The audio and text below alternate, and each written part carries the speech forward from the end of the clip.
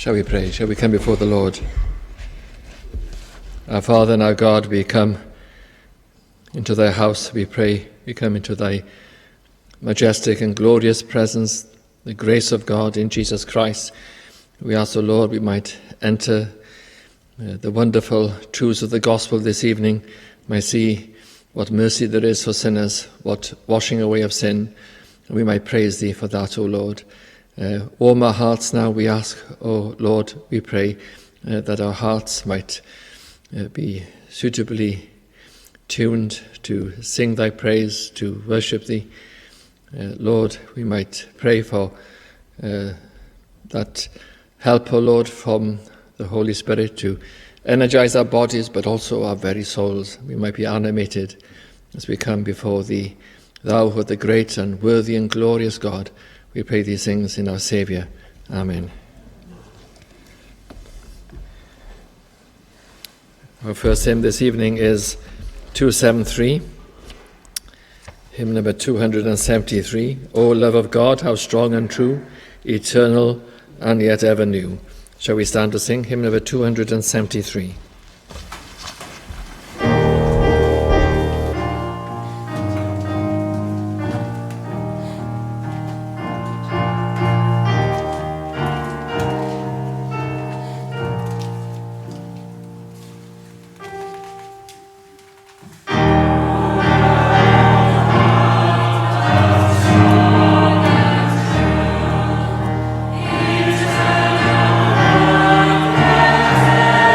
Eternal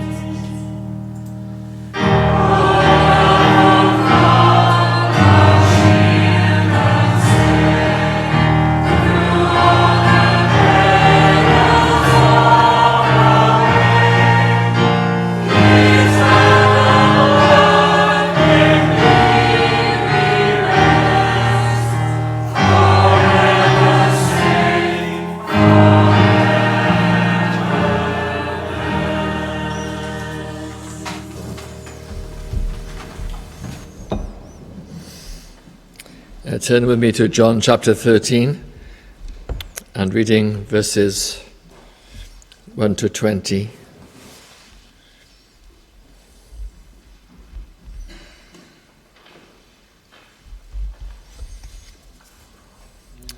Now before the feast of the Passover, when Jesus knew that his hour was come, that he should depart out of this world unto the Father, having loved his own which were in the world, he loved them unto the end. And supper being ended, the devil having now put into the heart of Judas Iscariot, Simon's son, to betray him, Jesus, knowing that the Father had given all things into his hands, and that he was come from God and went to God, he riseth from supper and laid aside his garments and took a towel and girded himself. After he poureth water into a basin and began to wash the disciples' feet and to wipe them with the towel wherewith he was girded. Then cometh he to Simon Peter, and Peter saith unto him, Lord, dost thou wash my feet? Jesus answered and said unto him, What I do thou knowest not now, but thou shalt know hereafter. Peter saith unto him, Thou shalt never wash my feet. Jesus answered him, If I wash thee not, thou hast no part with me. Simon Peter saith unto him, Lord, not my feet only, but also my hands and my head. Jesus saith to him, He that is washed needeth not save to wash his feet, but is clean every whit. And ye are clean, but not all. For he knew who should betray him. Therefore said he, Ye are not all clean. So after he had washed their feet, and had taken his garments, and was set down again, he said unto them, Know ye what I have done to you? Ye call me Master and Lord, and ye say, Well, for so I am. If I then, your Lord and Master, have washed your feet, ye also ought to wash one another's feet. For I have given you an example, that ye should do as I have done to you. Verily, verily, I say unto you, the servant is not greater than his Lord, neither he that is sent greater than he that sent him. If ye know these things, happy are ye if ye do them. I speak not of you all, I know whom I have chosen, but that the scripture may be fulfilled, He that eateth bread with me hath lifted up his heel against me. Now I tell you before it come, that when it is come to pass, ye may believe that I am he. Verily, verily, I say unto you, he that receiveth whomsoever I send receiveth me, and he that receiveth me receiveth him that sent me. Amen. May the Lord bless that reading of his holy word. Well, shall we continue in our worship with hymn 649? Jesus, lover of my soul, let me to thy bosom fly, while the nearer waters roll, while the tempest still is high. 649, shall we stand to sing?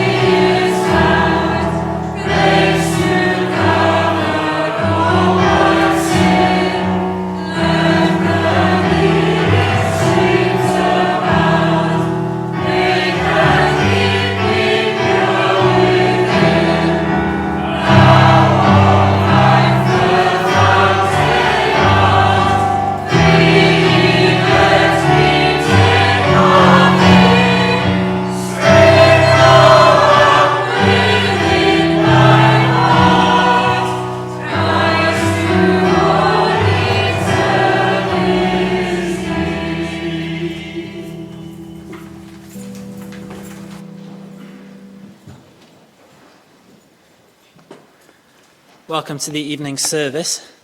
The meetings for the week are detailed on a sheet like this that you can collect from the table just outside there by the front door of the church.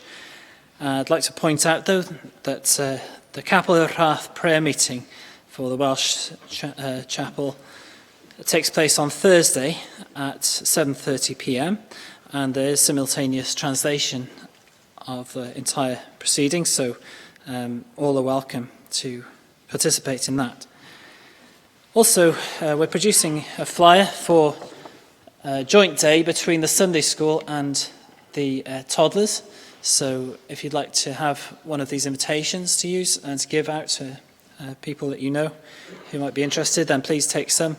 We are having a lot more printed, so we'll be looking for help with distribution as well. With that, now as we remain seated to sing number 1023, the stewards will wait upon us for the free will offering. 1023, O Breath of Life.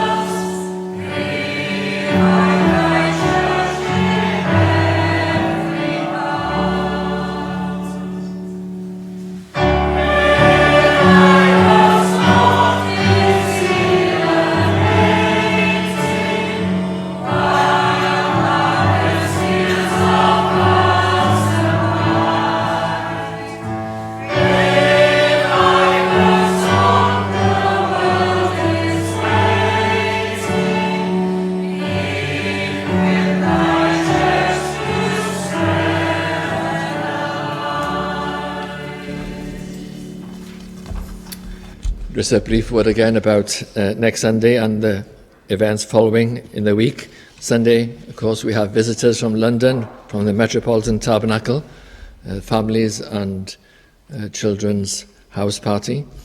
They'll be with us in the morning and evening service. But also on Monday, we have the camps, the one in Cardiff, using our hall. The contractors, we trust, will be finished by then. So we need to clean the hall and set up the hall for the camp, for the various installation of bunk beds and what have you. And any help you can give will be much appreciated on the Friday night and on the Saturday, and also after the camp, probably, I think, on the Saturday after the camp as well, to put everything back. So we trust that God will bless all that activity by His grace. Well, shall we come before the Lord now in prayer? Our Father and our God, we bow before Thee, we humble ourselves in Thy presence, Thou who art the great and the holy God. O Lord, what a holy and a righteous God Thou art, and how sinful and vile we are in comparison. And how is it possible that such holiness should meet with such sinfulness? We thank Thee for the Lord Jesus Christ, who, as we heard this afternoon, has come between us. He is the mediator. He is the one who has joined us together, the meeting place. And through him we can come to thee, O God. And we thank thee that our sins are altogether washed away. None of them remain in thy sight because of what Christ did on the cross of Calvary. And that precious blood of his that was shed was indeed precious to us, but indeed it was great pain and suffering to him, that he should be made sin for us and receive all our judgment, every part of it. We cannot calculate, O Lord, what all this would have meant for him, but we know we have been saved. And we've been saved from a most dreadful eternity. Cannot bear to think of what would have been our lot. And yet it is our burden for others who are still, as we heard this morning, the darkness. They are the darkness, and how they need, O Lord, to be saved. They don't comprehend the light. They don't receive the one who is the Word, and the Word made flesh, the Lord Jesus Christ. O Lord, we cry to thee this evening that thou would truly save. We live in days, it would seem, of superficiality, and the world is always superficial and always so disappointing when it comes to the true things of the gospel. They are enmity to these things, but also in the church we are very concerned, O Lord, that there is no true experience in many churches, in many quarters of the church. And we ask, O Lord, for a true work of God once again. Oh, that breath of life we spoke about and we sang about now might come sweeping through us. Lord, we pray, let there be this power of God coming into the preaching and the worship, into the living of the Lord's people. Help us, O Lord, we pray. Forgive our Laodicean spirit, our lukewarmness. Forgive us, O Lord, for being indifferent before the glorious and the wondrous gospel of God, the mercy of God in sending down his Son from glory and heaven into this world, and there to be that Saviour and Redeemer, and as we mentioned, that dying upon the cross, and there becoming our sacrifice and becoming the sacrifice that takes away our sins, the Lamb of God, which taketh away the sin of the world. Oh Lord, what wonder it is that our Saviour should come from the Godhead, our Saviour should come from the Trinity. What strength there is for us to know that we have no small Saviour, but we have a great Saviour who is the Son of God. Oh Lord, this was not delegated to some angel or some special human being, which would no doubt have come short. Oh Lord, we know, oh Lord, any such plan would have been doomed to failure. And oh Lord, if it had been a man, he would have been a sinner. And an angel would not have had that power, that almighty and infinite power that Christ had. Lord, we thank thee that the Saviour came from the Trinity of the Father, the Son, and the Spirit. And we thank thee that he came to this world and came to our heart as well. And there has visited our hearts. Oh Lord, we pray that we might be aware this evening of the greatness and the intimacy and the wonder of the gospel. Oh Lord, we pray, give clarity. We can bring our expressions, we can study, oh Lord, to be true to the word of God and not to err from it by thy grace. But Lord, we are very dependent on thee, O Father, to give the Spirit which gives that not only expression but also that sense of reaching into the heart that we cannot accomplish. We can bring the best of expressions, we can bring the eloquence that would indeed thrill a congregation of thousands, but it means nothing to the soul unless thou dost work, O Lord. Come, we pray, and enter the heart. O Lord, we pray, come with true salvation. Let there be repentance. Let there be faith in the Lord Jesus Christ. Let it not be that repentance and faith which is of man, but rather which is of God. And we ask, O Lord, there might be fruit and evidence to follow. We might see that life and that light in their hearts. We might see indeed a change come across them. There might be a seriousness perhaps, but also there might be a joy. Oh, Father God, we commit this prayer to thee now and ask for our dear church and for other churches like us. Lord, have mercy upon us again. This gospel, this old gospel which charmed the nation, Lord, let it charm again, we pray. Come, O Lord, and win the hearts of thousands, we ask, that they might be saved in Jesus Christ. Let this very building and other buildings certainly hear the sound of many feet, and they may come, and they may come from the streets around, and they might enter this place, and immediately we pray that they might be aware they have come to the house of God, and they're aware of another presence that they have never come across before, and they might stay to hear of that wonderful message of sins forgiven and eternal life in Jesus Christ. Lord, we commit to thee these things and call upon thee with earnest tones. And we ask, O Lord, also that we might know thy grace in our weakness. Many of us, O Lord, are in bodily weakness and we struggle. And perhaps there are some weights upon us and burdens which press us down, and our minds are distracted, and the moment we stop, we think of our anxieties. Lord, we pray, possess our minds and our hearts, and there dwell in peace, we pray. We ask these things through Christ our Saviour. Amen.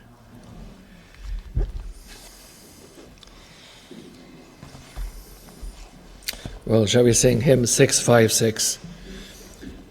656. Lord, we lie before thy feet. Look on all our deep distress. Thy rich mercy may we meet. Clothe us with thy righteousness. Stretch forth thine almighty hand. Hold us up, and we shall stand. Well, shall we stand indeed to sing that hymn 656?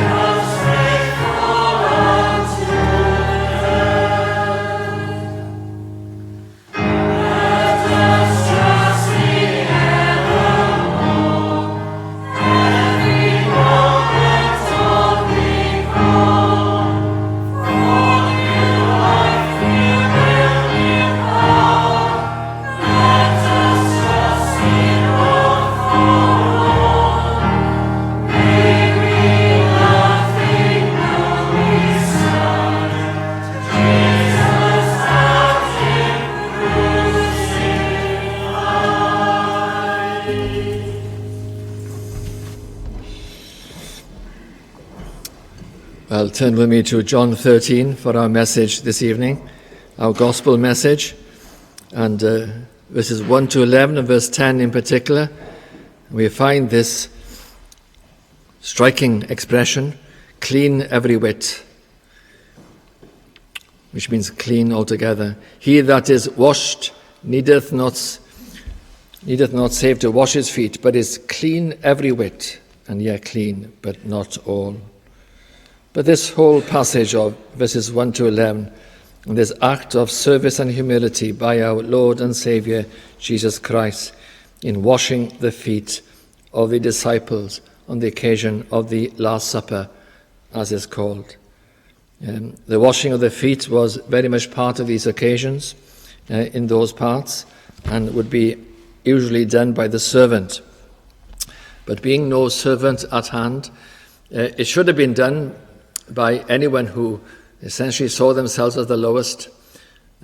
But quite likely it would seem from the account we have before us that none of the disciples wanted to take the lowest position, it would seem to be.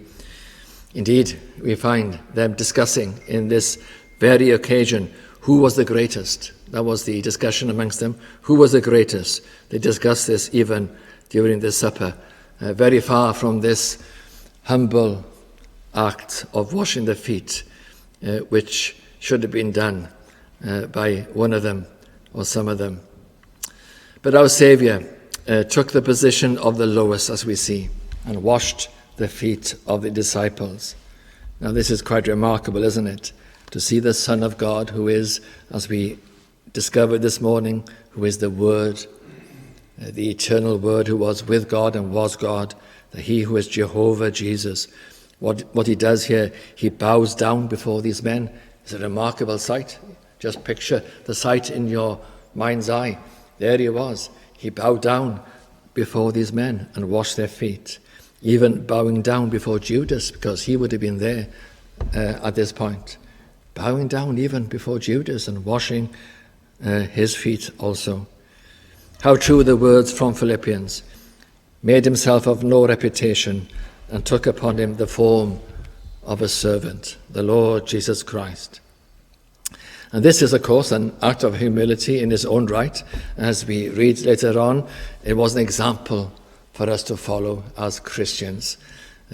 We call it servant leadership, not this worldly hierarchy of always trying to be one up and to assert oneself as you have today so often, but rather to lead by serving, humble serving, beautiful Christian serving and leadership. And he was teaching his disciples about that. But also, of course, there was something else here. And we see it in the words.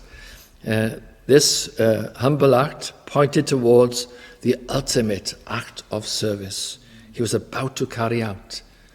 He refers to it, something which he was about to do. We read other words in Mark chapter 10. For even the Son of Man came not to be ministered unto, but to minister, and to give his life a ransom for many.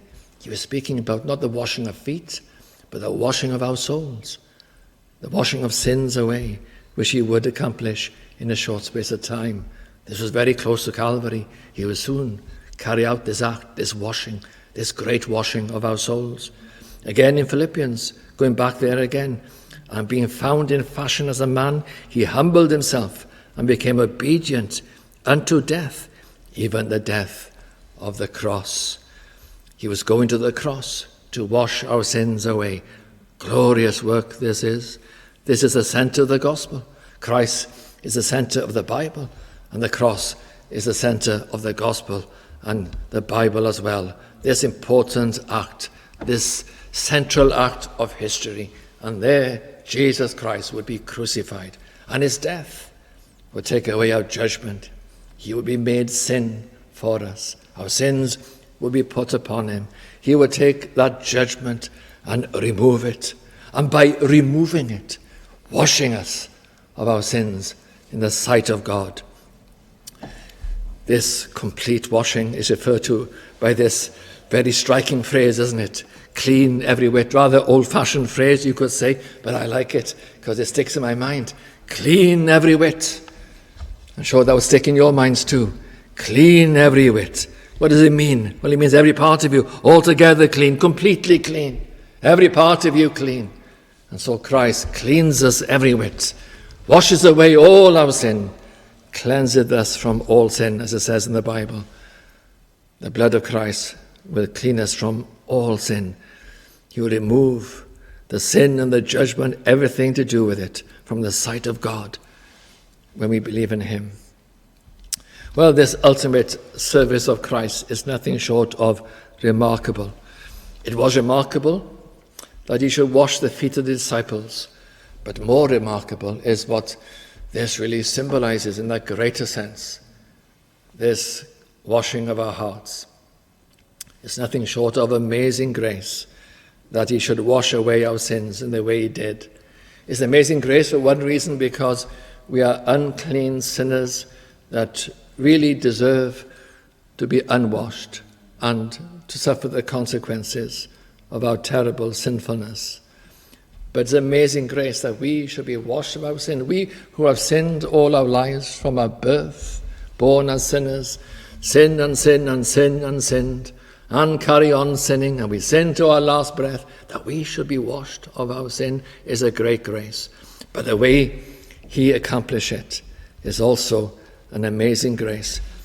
The Father sent the Son into this world. The Son of God came from above into the depths of the cross. And there we see almost something of this bowing to wash our feet. This picture we have in our mind's eye of Christ bowing to wash the feet. There's a sense also he bows to wash our souls. He comes from the glory, the great Son of God, the one who is God, was God, and was with God. He comes to Calvary to wash our sins away. He bows, he condescends, you could say, to wash us. He serves us. He takes us and washes us. What amazing grace it is. Well, let's consider some things about this washing and being clean every whit. And just two things really, the objection and the washing. The objection of Peter and the washing clean every whit. Well, the objection, first of all, it's worth noting this, because this indeed might be your case, that there is an objection. There are many reasons for objections, but in the end, it is an objection. You might be insistent that you have to reason these things out and you have to work these things out, but in the final analysis, it is an objection. But let's look at this matter of Peter's objection. And then we see our Saviour washing the feet of the disciples, and Simon Peter objects to the Master Jesus Christ washing his feet. Look at the words with me in verse 6. Lord, dost thou wash my feet? In verse 6. And then these astounding, almost assertive words in verse 8. Thou shalt never wash my feet.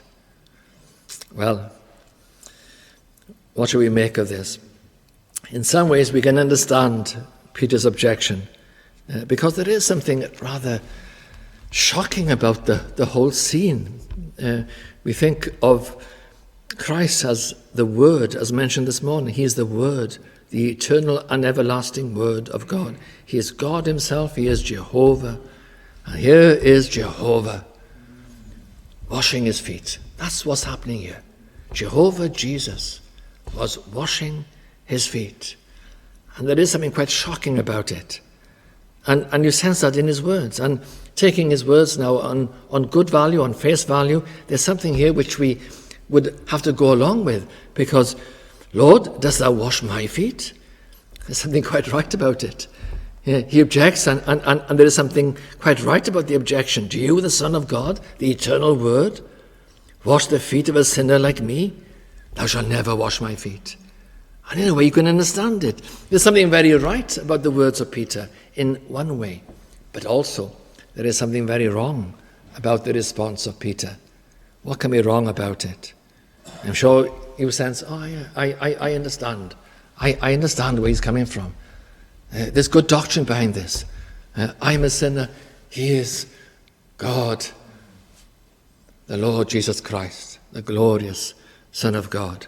Should he wash my feet? Well, what's wrong about it?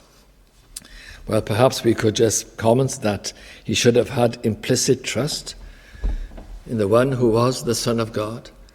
Perhaps he should have just shown respect to what Christ was doing, and he was, after all, God, and he should have trusted what the Lord was doing. Maybe also we might criticize Peter by saying he might have been thinking down worldly thinking, like a worldly hierarchy, the pride of man, and like he was thinking, I'm too important to wash the feet of the disciples, perhaps he was thinking. And then he was thinking, well, Christ is too important to wash the feet of the disciples. and this worldly thinking. Not godly thinking or reverent thinking, but a worldly hierarchy. But more to the point, I think, is this unwillingness for Christ to serve him struck against the whole purpose of why Christ came and his very nature as a Saviour. For he was not only the Word, God himself, he was the Word made flesh. And why was he the Word made flesh? So that he could die. He was made flesh so that he could die for our sins. He was the Saviour. His name is Saviour. And in a way, Peter was objecting to Christ being the Saviour and saving us. Maybe not realizing the full implication of what he was saying, but in a sense representing a very wrong objection to why Christ came. And our Saviour rebukes him. And the rebuke of the Saviour, the sharp words of the Saviour, reflects the danger, as if the Saviour was saying, there's something very wrong in your attitude. You're objecting on this small matter. But actually, this small objection could be a very serious matter when it comes to your soul. That I must do more than wash your feet. I must wash your soul. And if you object to me coming to serve you, you might object to me coming to save you. And this objection is a very dangerous thing. Christ says very clearly, if I wash thee not, thou hast no part with me. If you're not washed of your sins, you can't have a part with me. I cannot know you. You cannot be mine. And Peter, it seems, senses the danger in the words of Christ, and he changes, doesn't he? Now, I know some people criticize Peter, that he tends to go from one extreme to another, and this is typical of Peter. And from one moment he's saying, you'll never wash my feet, and then he says, you'll wash my feet, my hands, and my head. But I actually like the response of Peter, personally. I don't know what you think. Here Peter responds to the challenge of Christ. When Christ says, if I wash thee not, thou hast no part with me. What does he say? Lord, not my feet, but also my hands and my head. Wash me altogether, he's really saying, is he not? Wash me altogether.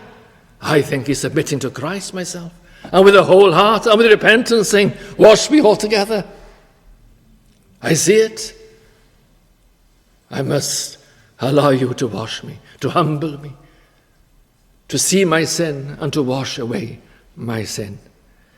And Christ confirms to him most graciously, he's already clean. He says, you're all clean, to the disciples except one who was Judas Iscariot. You are all clean. What words of comfort of our Saviour. Well, let's move on from Peter, because to consider maybe in more general terms the objections of man with this passage in mind, and why man might object to being washed of his sins.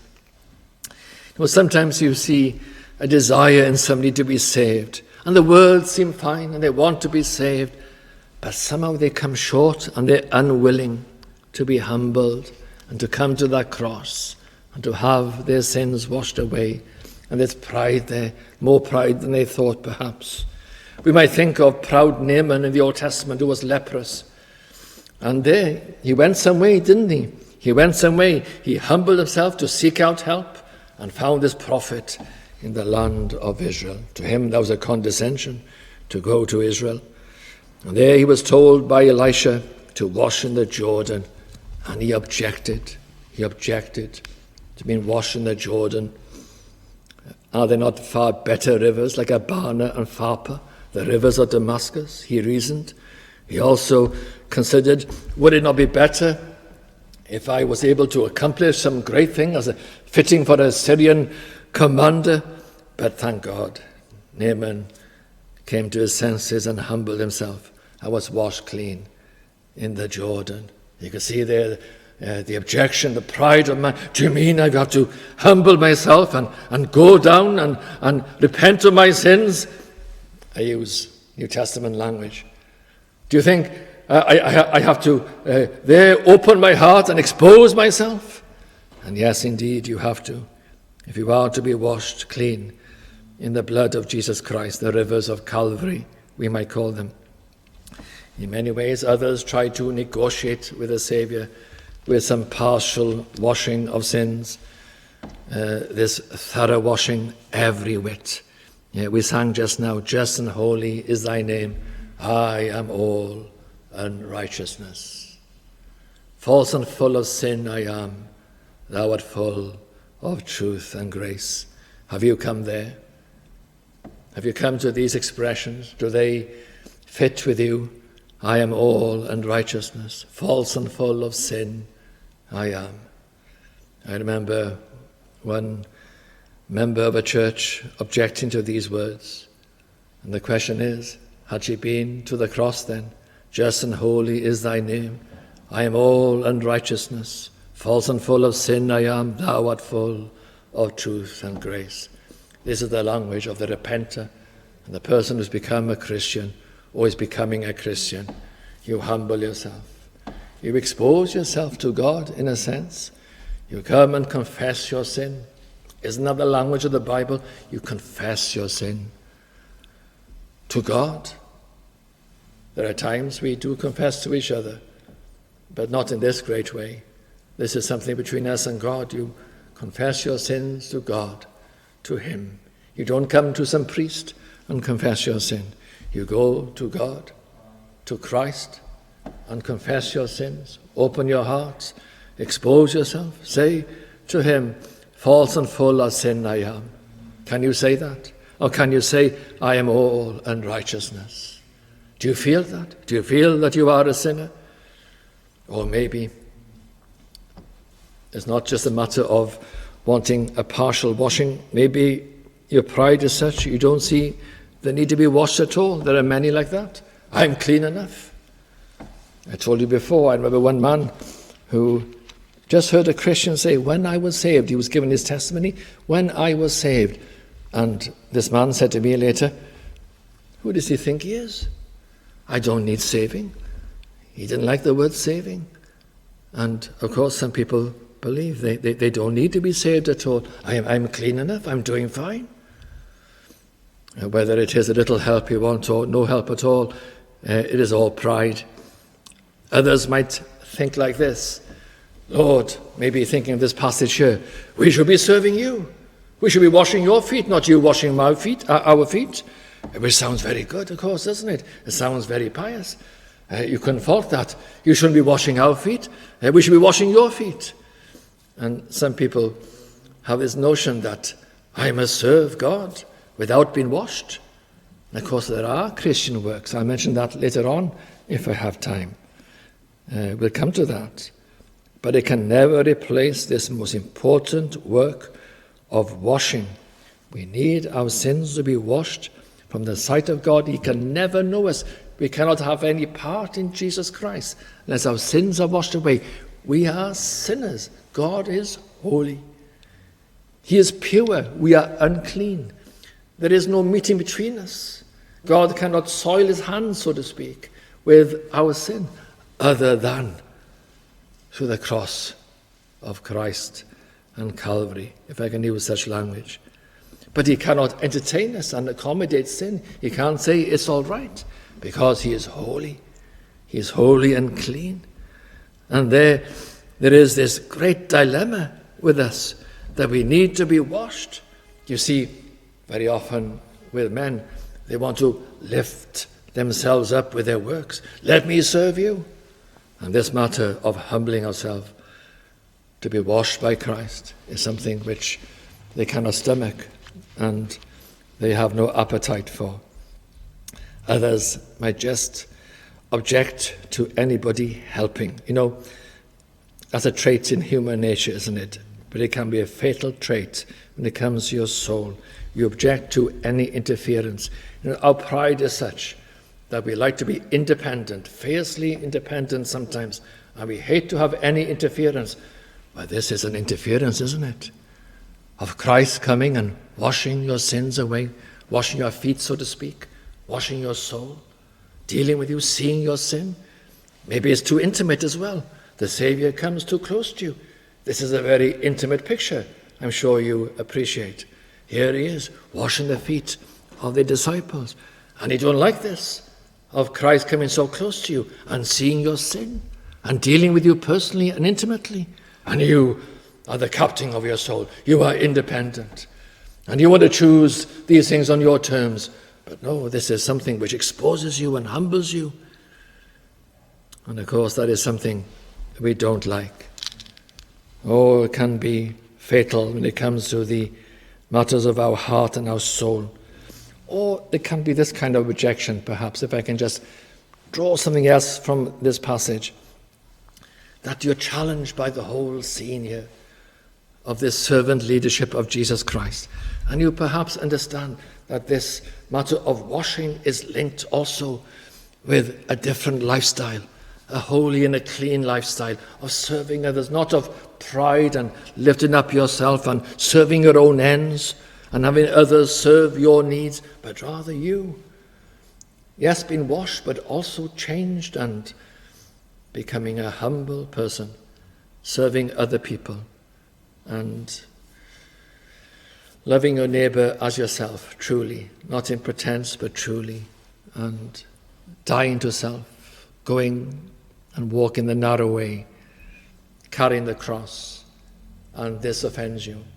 And you sense something in this which you don't like, and is too costly.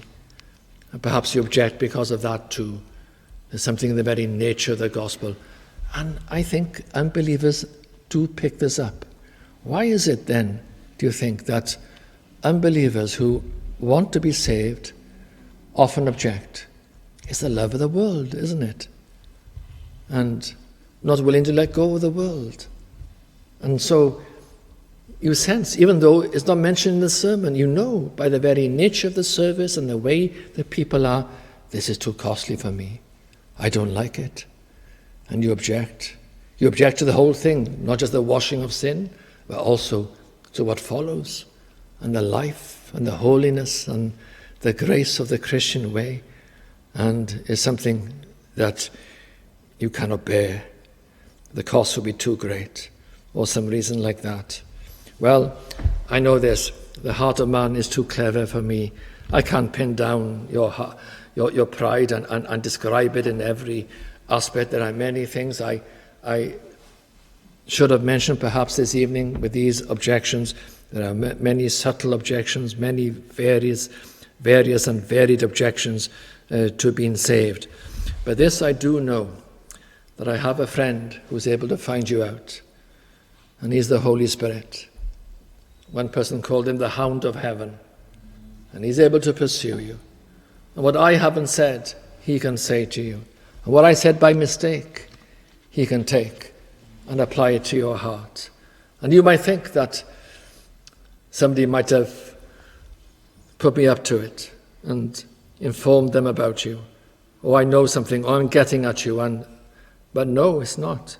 It is the Hound of Heaven, and he's tracking you down and bringing you to the place where you indeed shall be washed of your sin and to be humbled in the appointed way, not in your own way, through repentance of sin and faith in Jesus Christ. That is the way. That is the only way to be washed every whit.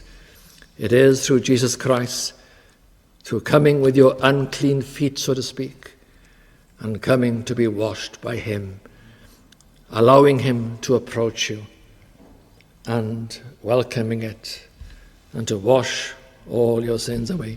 There's something very humbling about it. It's humbling for Christ to come, that is true. It's also humbling for us to offer our feet and to be washed of our sins.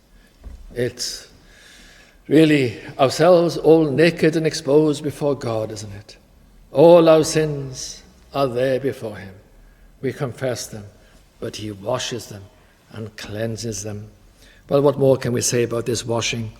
Well, we might think of our Lord Jesus Christ approaching you now and speaking to you about the washing of your feet or the washing of your soul. And you might say, Lord, dost thou wash my feet? Dost thou wash my soul? And you might do so from a genuine heart. Lord, can I be saved? Can I be washed? Maybe not in pride of heart now, but you are maybe coming with a genuine heart and saying, Lord, is it possible for the Almighty God in the Lord Jesus Christ to wash away my sins And the answer is, yes, it is, and you must allow it. And you cannot be saved without it. You can have no part with Jesus Christ. As Christ says, if I wash thee not, thou hast no part with me. You must come to this place. You must come to Calvary. You must come to Jesus Christ, or you will never know Christ or never know God. It cannot be. You are too unclean. You are too filthy and vile in your sins to know God. You must be washed. You must have your sins washed away. You know, we know from other parts of Scripture that nothing unclean will enter a holy heaven. Listen to these words in Revelation. And there shall in no wise enter into it anything that defileth, neither whatsoever worketh abomination or maketh a lie, but they which are written in the Lamb's book of life. Nothing that defileth shall enter heaven. Let me come back to this required purity. There must be a complete purity, every whit, clean every whit. It's not just a wonderful thought, this of being clean. It is a required purity. You cannot know God without this perfect purity. You cannot escape judgment for the one thing without being clean every whit. You cannot know God for another thing without being clean every whit. It's the same requirement for both. You must be clean every whit. The smallest spot will damn your soul into hell. The smallest spot will bar you from heaven. You have to be clean every whit to escape hell. You have to be clean every whit to enter heaven. And of course, we're speaking more than spots, aren't we? Because we are sin and foul and contaminated from head to foot, are we not? And we are sinful altogether. Oh, how is it then that Christ will make us clean every whit? Well, take this washing of their feet. There would have been some degree of a rubbing to make them clean. You could say, oh, my dear friend, there was a laboring to remove our sins for us to be clean every whit. As there would have been with feet, there would have been a rubbing and a removing of the dirt and every part of the foot. But for our souls to be clean every whit, there needed to be a suffering of Christ, a blood and a dying. And Christ labored upon that cross. Do you see him in those gospel accounts? Laboring on the cross, endeavoring, fighting for our souls. Oh, what a glorious sight it is in many ways. There he is, fighting for our souls, receiving all the punishment and all the judgment upon our sins, until he cried, it is finished. There is a fullness in his dying, you could say, to wash away our sin. And there has to be a fullness in his dying for us to be clean every whit. And he did fully die and was buried. And he washes away the sins of men every whit, altogether. And this is our position. It's a glorious position. For those who are sinners here, my dear friend, in this building there are sinners who are all unclean and dirty and vile, then you need to be washed from your sins, clean every whit. And here you are unclean, and here is Christ who washes the souls of men. And you object. Objection, you say, in the language of the court. Objection. And out comes something or other. Oh, rather, what should you say? You should take the example of Peter, I suggest. Wash not my feet only, wash my hands and my head. Look at verse 9. Simon Peter saith unto him, Lord, not my feet only, but also my hands and my head. Is that your cry this evening? Are you crying to him, Lord, not my feet only, my hands and my head, wash me every whit? Is that the cry of your heart? Do you feel your uncleanness? Do you feel your vileness and your condemnation? Do you sense that your vileness will bar you from heaven and damn you to hell itself? Well, what can be done about it? Allow the Lord Jesus Christ to approach you. Oh, this glorious approach. Oh, see him here, dress himself for the washing and for the drying. And then he comes. And he comes, he tends to you. He comes to you as he came to Simon Peter and every one of the disciples in turn. Of course, with Judas, it was an empty matter, wasn't it? But with the others, it was so significant. And there is this in your heart. He approaches your soul. Does he come? Are you next in line, next in turn? And he comes to you? Oh, submit to it and say like Peter, Lord, not my feet only, but also my hands and my head. Wash me altogether. Oh Lord, I am all unrighteousness. False and full of sin I am. Wash me altogether, O Lord, and I indeed shall be clean. And Christ might well say to you, you are clean. You are all clean. When you believe in him and allow him to tend to your soul. Oh, just one more thing, if you bear with me. This verse 10, in case you were wondering about it, I feel I have to just mention it. Jesus saith to him, he that is washed needeth not wash.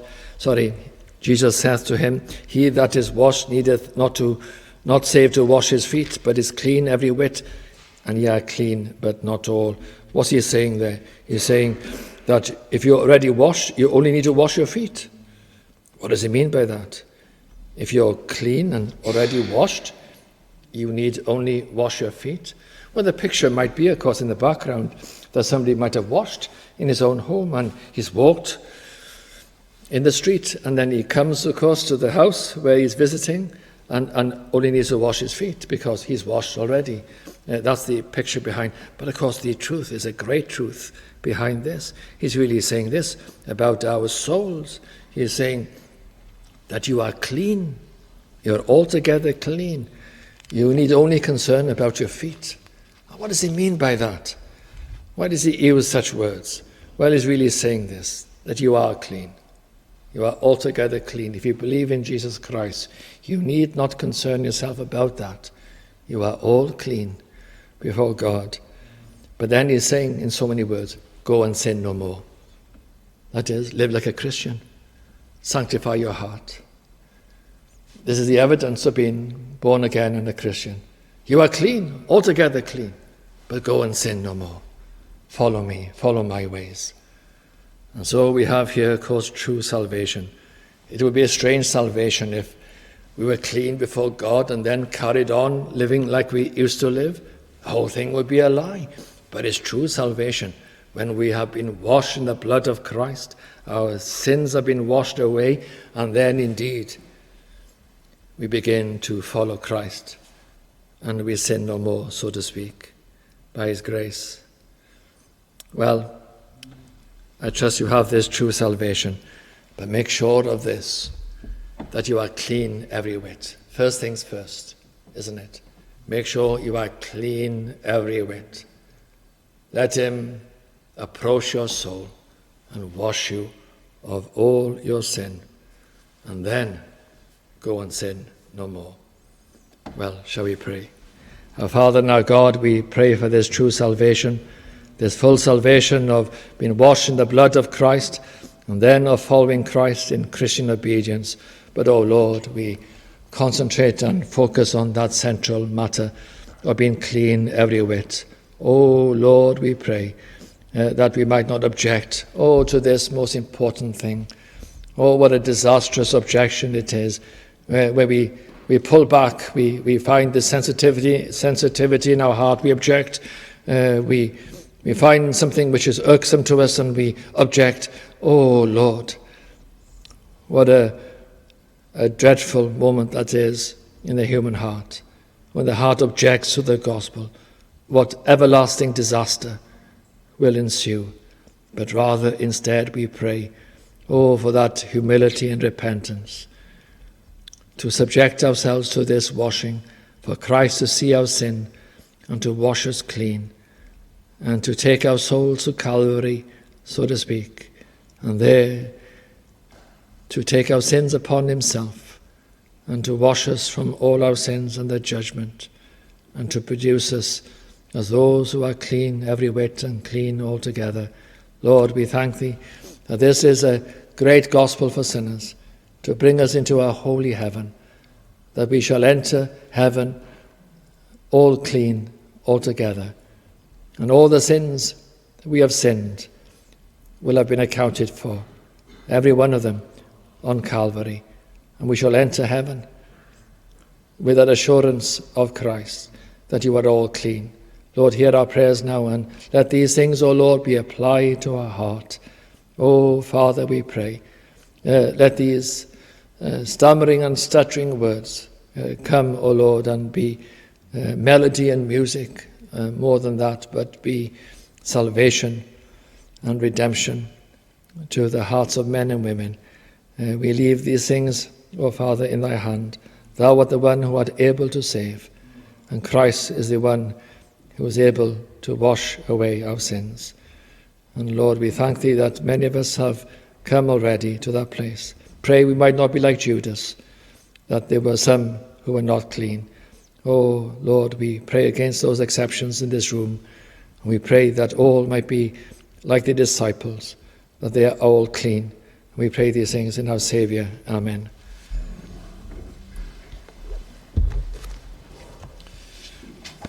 Well, shall we sing our closing hymn, which is 568. 568.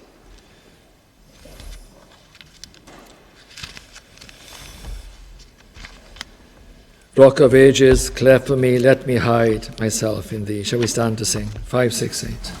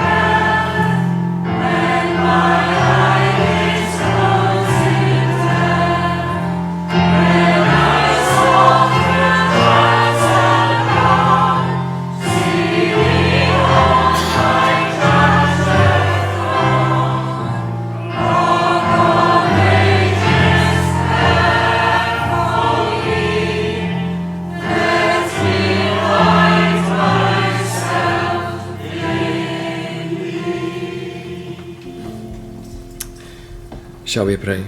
The grace of the Lord Jesus Christ and the love of God and the communion of the Holy Ghost be with you all.